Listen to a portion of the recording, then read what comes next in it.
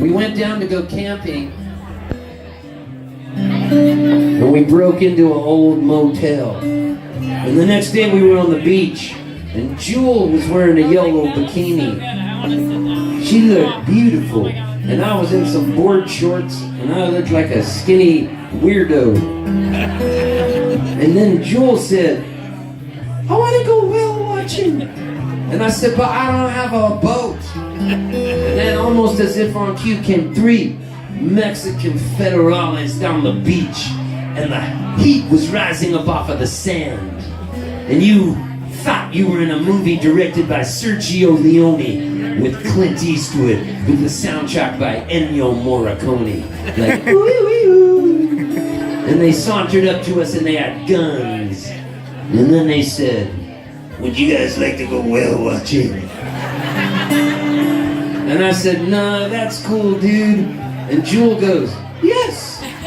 So I couldn't let her go out on that boat all alone. So I went out on the boat and I said, "What are you guys doing?" And they said, "We're looking for drug smugglers." And I said, "Es peligro? Is it dangerous?" And the guy goes, "Sí, es muy peligro." And he lifts up his shirt and he's got 3 bullet hole wounds with exit wounds coming out of the back. He was like 50 Cent before 50 Cent was 50 Cent. So I said, "What are you doing?" And they said, "We're looking for drug smugglers." And then he got a call on the radio and he said, "We don't have time to take you back to shore. There could be a shootout. Would you guys like an AK-47? And I was listening to a lot of Snoop Dogg at the time, so I said, "Hell yeah, Dre, give me an AK, bitch. 14-inch wheels, rolling on the sun, rolling on the sun." And then Jewel goes, "No, I believe in angels." So the boat's going across the water, and then we see all these drug smugglers running, and they have guns. And then Jewel goes, "Excuse me, I've reconsidered my earlier statement, and I would like an AK-47. So the cop gives her an AK-47, and it's got a strap, like a guitar strap, but it's there, kind of between her breasts, and the boat is bouncing, and her hair's blowing back, and she looks like Uma Thurman in Kill Bill. It was amazing. Her hair was blowing in slow motion. It was one of the most beautiful things. So they get up of the boat and they catch the slowest drug smuggler. Now I have a question for you people in Homer, Alaska. What do you mean, you people? What I mean is, why don't drug smugglers get a Stairmaster and do some cardio? Because these guys were so out of shape. The cops caught them, and the guy tells them immediately where all the weed's buried. So Jewel just sits there with the cops playing poker.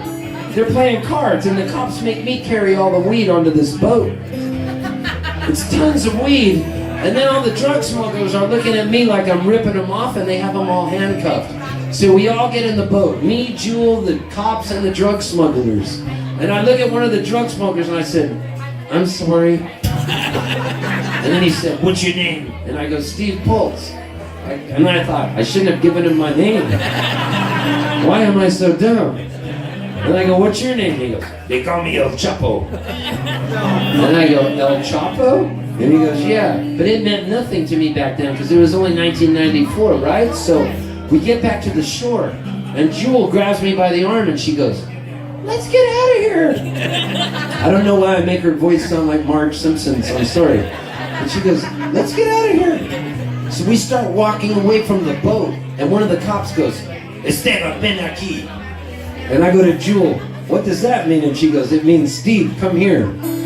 So I walk over to the cop and I say, "What?" And he says, "This is the largest drug bust we've had in years." I said, "What are you gonna do?" And he goes, "We're gonna have a party." So I said, "That's cool, dude." So Jewel says to me, "You're not taking any of that weed." And I look at Jewel and I go, "Jewel, a man with a badge in Mexico is telling me to take some weed. It's like the Pope is telling me to take weed." And so then the cop goes, "Take some of the weed." And I was kind of scared. And he slices open one of the kilos. Now I was an altar boy, so I'd never seen pot before, but it's green and comes in kilos. So he slices open the kilo, and you could smell the Mexican dirt weed wafting through the air. So I'm trying to figure out what less than an ounce is.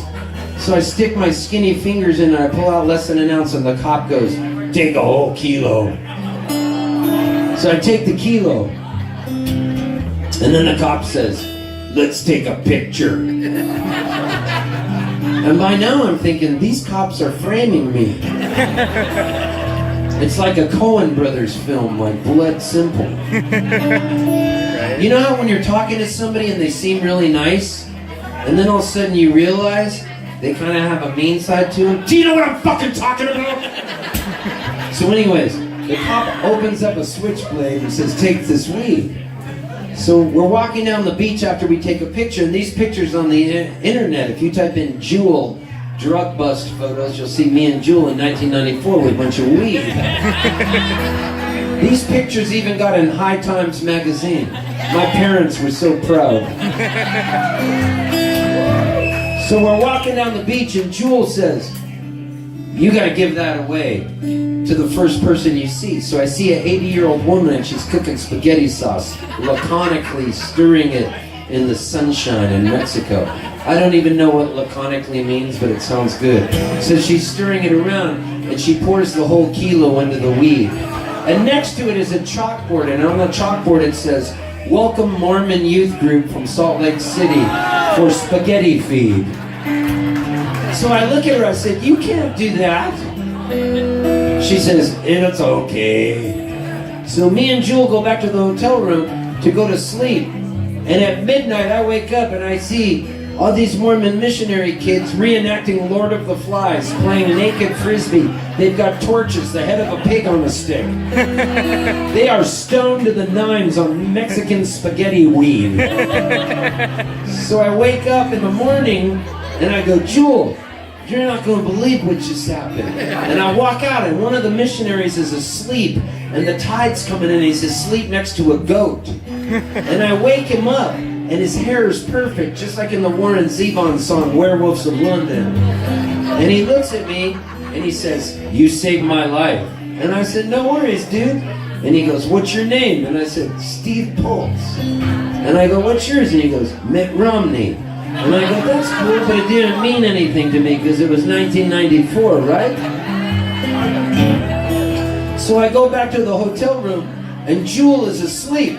So I pull out the guitar, and I start doing this exact thing. I'm like this, I go. And Jewel goes, "Oh, I like that. Let's write a song." And I said, "Okay." She goes, "You start first." So I look at her and I say, "I hear the clock, it's 6 a.m. I feel so far from where I've been. I got my eggs, I got my pancakes too. I got my maple syrup, everything but you." And then Jewel goes, "I break the yolks, make a smiley face. I kinda like it in my brand new," except her voice sounded better than this. "Pull the pops off the mat, don't leave the keys in the door. I never put wet towels on the floor anymore, 'cause dreams last for so long, even after you're gone. And I know that you love me, and soon I know you will see you were meant for me, and I was meant for you." I called my mom, but she was out for a walk. I consoled a cup of coffee, but it didn't want to talk. Picked up the paper, it was more bad news.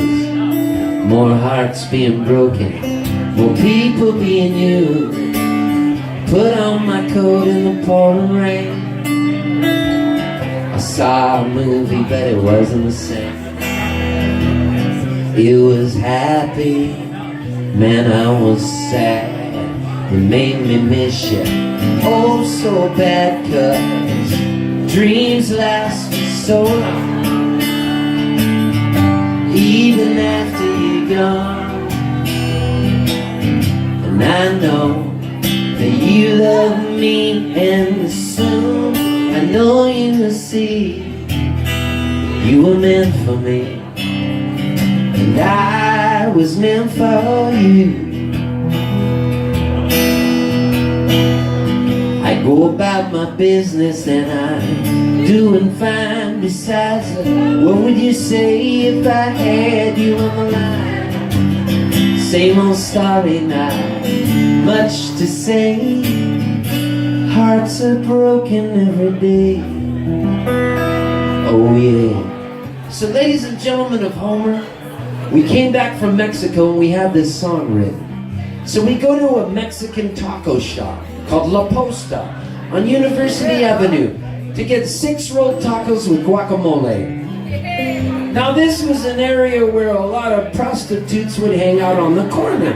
But it was a slow night and there wasn't a lot of business. So me and Jewel are sitting there. This is before this song had ever been heard by anybody else. We had just written it.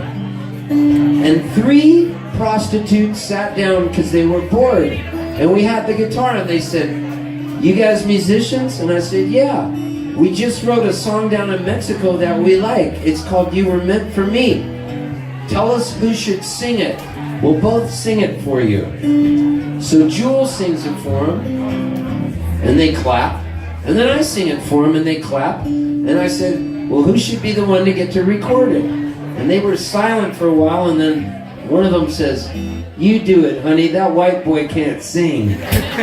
So ladies and gentlemen, that's what changed the course of history.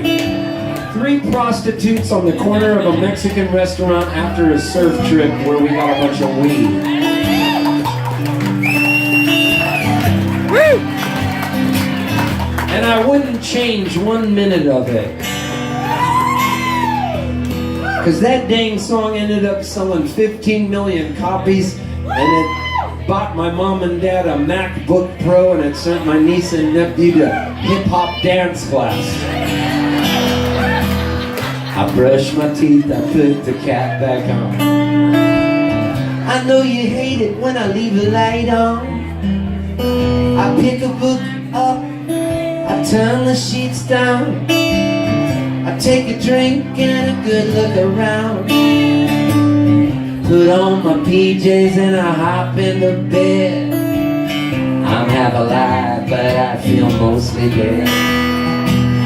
I tell myself it'll all be alright. Come on now.